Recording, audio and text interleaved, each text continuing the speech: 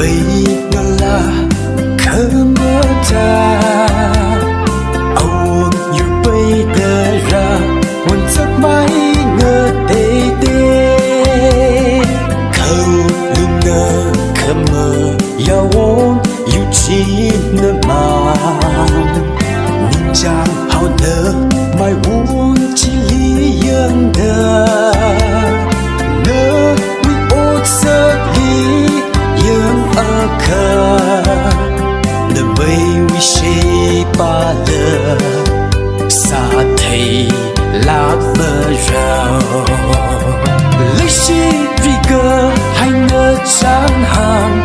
chi ấy nơ ngơ hắn cả mi lưu inơ lý chan cây yên mơ ninh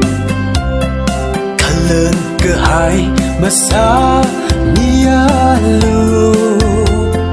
nâng lý lấy chi yơ đơ cơ hàng hi yên ra lưu thịt ra lưu chi lưu lấy cơ chi mi kiên chi ngờ là súc lạc in ra lưu ý ngờ lên đi lấy chi đơ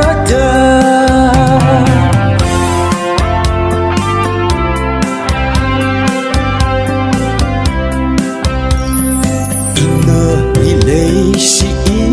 ngờ linh ninh cha yêu lung bay chào đơ inơ li lấy chi ngờ chung đâm mơ nơ rin nơ li thế cơ ra nơ phơ đi nguy cơ hay mơ xa lưu mất thế là rừng nơ cơ thang nơ là nào ini unsung ở khờ bợt lạc mơ rau âu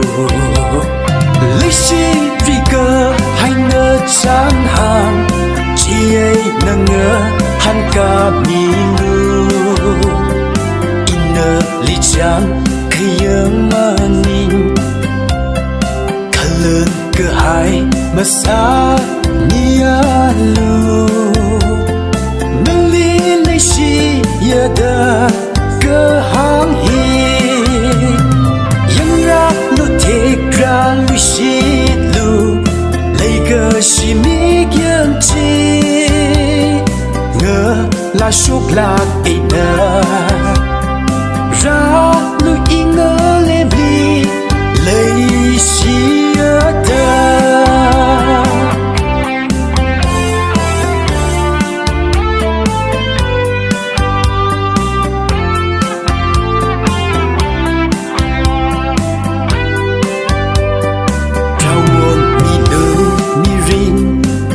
chúa cơ cha kaya kale lơ lơ mà lấy hay lơ cơ